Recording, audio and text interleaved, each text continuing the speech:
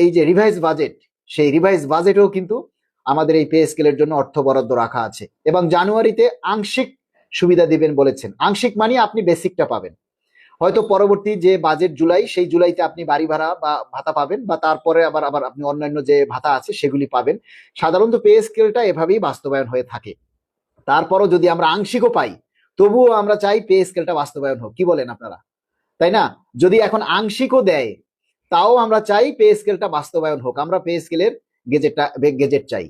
এবং আপনারা আর একটা জিনিস আশা রাখেন, আগামী 21শে জানুয়ারি এই নবম পে স্কেলের চূড়ান্ত রিপোর্ট আমাদের চেয়ারম্যান মহোদয় প্রধান উপদেষ্টার কাছে জমা দিবেন বলে আমরা আশাবাদী। এবং আমরা তথ্যসূত্রে যতটুকু জেনেছি, আগামী আগামী 21 তারিখ, দেখেন এখানেও কিন্তু অনলাইন নিউজের একটা বলা আছে, অনলাইন নিউজ কিন্তু বলেছে যে আগামী 21 তারিখ তারা বলছে যে অর্থ উপদেষ্টার কাছে জমা দিবে, ঠিক আছে?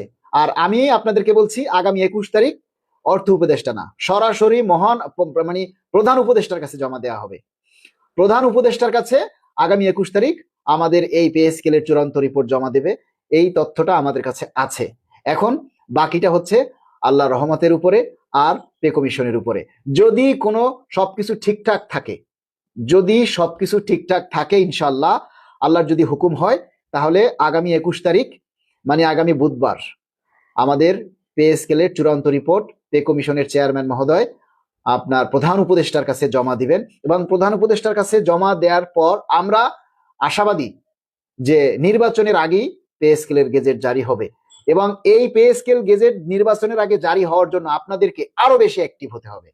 আপনারা এই শেষ সময় এসে আর একটু বেশি সবাই যার যার জায়গা থেকে আপনারা একটু দাবিটা করুন। ভাই আর কয়টা দিন, আমি আপনাদের কাছে হাত জোর করে অনুরোধ করছি। 1400 মানুষ আপনারা লাইভে আছেন, আমি আপনাদেরকে সবাই আমি জোরালো ভাবে আপনাদের কাছে অনুরোধ করছি, আপনারা এই শেষ কয়টা দিন ভাই আপনারা একটু জোরালো ভাবে এই দাবিটা তুলুন যে আমরা জানুয়ারির মধ্যেই পে স্কেলের গেজেট চাই। সবাই শুধু এই একটা কথাই লিখবেন, আমরা জানুয়ারি 31 তারিখের মধ্যেই পে স্কেলের গেজেট চাই, অন্য কোনো কথা নাই। আমাদের দাবি মানতে হবে, মানতে হবে। জানুয়ারির মধ্যে পে স্কেলের গেজেট জারি করতে হবে, জানুয়ারিতে পে স্কেলের গেজেট জারি করতে হবে। এই শুধু একটাই দাবি। এবার আপনারা বলুন, আসুন আমরা কিছু দাবির কথায় আসি। আমরা শুরু থেকে দাবি করেছিলাম 1:4 অনুপাতে গ্রেড সংখ্যা কমিয়ে 12টি করে, এবং আমরা সর্বনিম্ন 35,000 টাকা চাই। এবং আপনারা জানেন যে এই দাবিগুলির সাথে আরো কিছু সম্পৃক্ততা দাবি আছে, সেটা হচ্ছে বাসা ভাড়া। আমরা হাউস অ্যালাউন্স চেয়েছি, যে বিভাগীয় শহর, মহানগর শহর, সেগুলোতে আমরা চেয়েছিলাম সম্ভবত 80%, তারপরে বিভাগীয় শহরগুলোতে 70%, জেলা শহরে 60%, এবং থানা পর্যায়ে যারা আছেন, উপজেলা পর্যায়ে, সেগুলোতেও আমরা 60% চেয়েছিলাম। কেননা দ্রব্যমূল্যের ঊর্ধ্বগতি, প্রত্যেকটা জিনিসের দাম কয়েক গুণ বৃদ্ধি। সেই সাথে আমরা যে 6 টাকা টিফিন ভাতা পাই, সেই 6 টাকা টিফিন ভাতার পরিবর্তে আমরা লাঞ্চ ভাতা চেয়েছি, এবং দৈনিক আমরা 200 টাকা হারে লাঞ্চ ভাতা চেয়েছিলাম। এবং চিকিৎসা ভাতা, যেটা আমরা এখন একজনের জন্য 500 টাকা চাই, 500 টাকা পাই, 2 সন্তানের জন্য 1000, আমরা সেটা চেয়েছিলাম এক সন্তানের জন্য 3000, এবং 2 সন্তানের জন্য 6000 টাকা আমরা চেয়েছিলাম। আমার মনে হয় এই শিক্ষা ভাতাটা এক সন্তানের জন্য 2000 এবং 2 সন্তানের জন্য 4000 টাকা এরকম হওয়ার একটা পসিবিলিটি আছে। এবং আমরা চিকিৎসা ভাতা আমরা চেয়েছিলাম 10,000 টাকা। এটা চাকরিরত এবং অবসরজনিত সবার জন্যই একই ভাতা প্রযোজ্য। এরকম ভাবে আমরা 10,000 টাকা চেয়েছিলাম, যে কেননা চিকিৎসা খরচ ব্যয়ভার অনেক বেশি।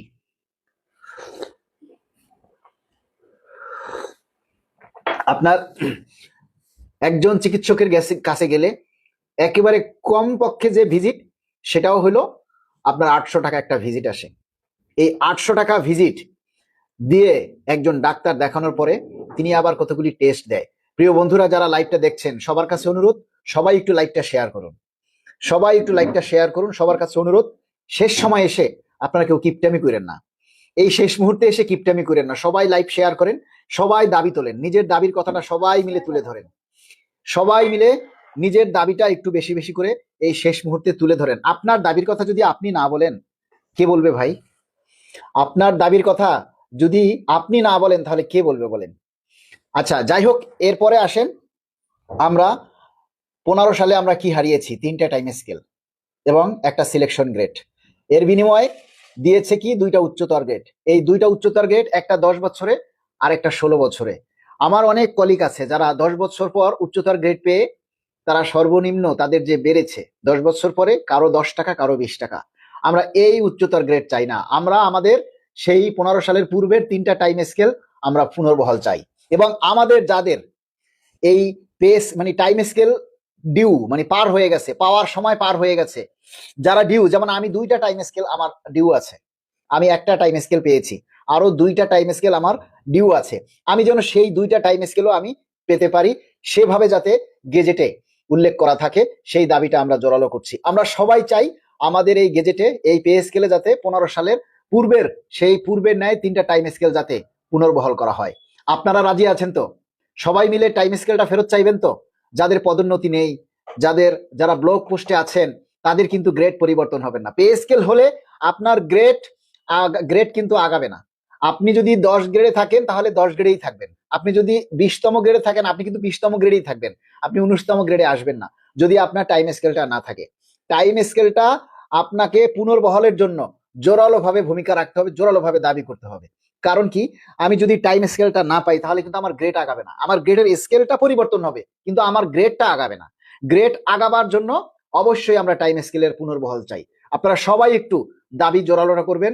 এটা ঠিক যে প্রজ্ঞাপন না হওয়ার আগ পর্যন্ত যতই খুশির সংবাদ পাইয়া আসি, আমরা কিন্তু অতটা সন্তুষ্ট হইতে পারি না, কিন্তু যতটুকু সংবাদ আমরা পাচ্ছি, সেটা যেন আল্লাহ পজিটিভ করে, আল্লাহ যেন আমাদের উপরে রহম করে। আল্লাহর কাছে রহম চাইতে হবে, আল্লাহর কাছে রহমত চাইতে হবে, আল্লাহর কাছে দোয়া করতে হবে। এরই সাথে আপনাদের দাবির কথাগুলি সবার তুলে ধরতে হবে। শেষ পর্যায়ে এসে আপনারা যদি সবাই গা ছেড়ে দেন যে না মালিক ভাই আছে, মালিক ভাই একাই দাবি করলে হয়ে যাবে, না রে ভাই, আমি একা দাবি করলে হবে না, আমার মতো আরো শত শত মালিকের দরকার। আমি তো ভিউ ব্যবসায়ী, তাই না? আপনাদের কাছে আমার পরিচয়, আমি এজ এ ভিউ ব্যবসায়ী একজন, তা আমার মতো এরকমের আরো ভিউ ব্যবসায়ী, আরো শত শত হাজার হাজার ভিউ ব্যবসায়ী দরকার, না হলে আমাদের দাবির কথাগুলি প্রচার হবে না। আরেকটা দাওয়াত আপনাদেরকে দিয়ে দিচ্ছি, আগামী 19 তারিখ সকাল 11টায় ঢাকা জাতীয় প্রেস ক্লাবে এমপিওভুক্ত শিক্ষকদের নেতা আজিজ স্যারের নেতৃত্বে সাংবাদিক সম্মেলন হবে বেলা 11টায় আকরাম আলী খাঁ হলে। সেই সাংবাদিক সম্মেলনে আপনারা যারা পারেন সবাই উপস্থিত থাকার চেষ্টা করবেন, বিশেষ করে ঢাকার মধ্যে যারা আছেন, ঠিক আছে? আমি নিজেও থাকবো, আপনারা যারা পারেন সবাই 19 তারিখ সকাল 11টায় জাতীয় প্রেস ক্লাবে আকরাম আলী খাঁ হলে আমাদের সেই শিক্ষক বৃন্দদের পক্ষ থেকে আপনার এই সাংবাদিক সম্মেলন অনুষ্ঠিত হবে। আমি নিজে থাকবো, যারা আপনারা পারেন ঢাকার মধ্যে আছেন সবাই চেষ্টা করবেন। এবারে আমরা যে দাবিটা করছি যে 3টা টাইম স্কেল আমাদেরকে ফেরত দিতেই হবে, চাই, সবাই এই দাবিটা করবেন। আপনারা জানেন পে কমিশনে এই যে 21 তারিখে রিপোর্ট জমা দেওয়ার জন্য গতকাল শুক্রবার ছিল, আজকে শনিবার ছিল, এই 2 দিনে প্রচুর পরিমাণে কাজ হচ্ছে। আপনারা কেউ জানেন? জানেন না, কিন্তু আমি জানি আজকেও পে কমিশনের সদস্যরা সকাল সন্ধ্যা কাজ করেছে তাদের এই যাতে আগামী 21 তারিখে রিপোর্ট জমা দেওয়া হয়। কিন্তু অনলাইন নিউজে বলছে 21 তারিখে আরেকটা মিটিং আছে, আর কোনো মিটিং হবে না। 21 তারিখ সকালে সবাই প্রধান উপদেষ্টার কার্যালয়ে জমা হবে। কখনো এই পে কমিশনের রিপোর্ট অর্থ উপদেষ্টা বা অর্থ মন্ত্রণালয়ে কখনো জমা দেয় না, সবসময় পে স্কেল রিপোর্ট জমা দেয় আপনার এই প্রধান উপদেষ্টার কাছে, প্রধানমন্ত্রীর কাছে অথবা প্রধান উপদেষ্টার কাছে।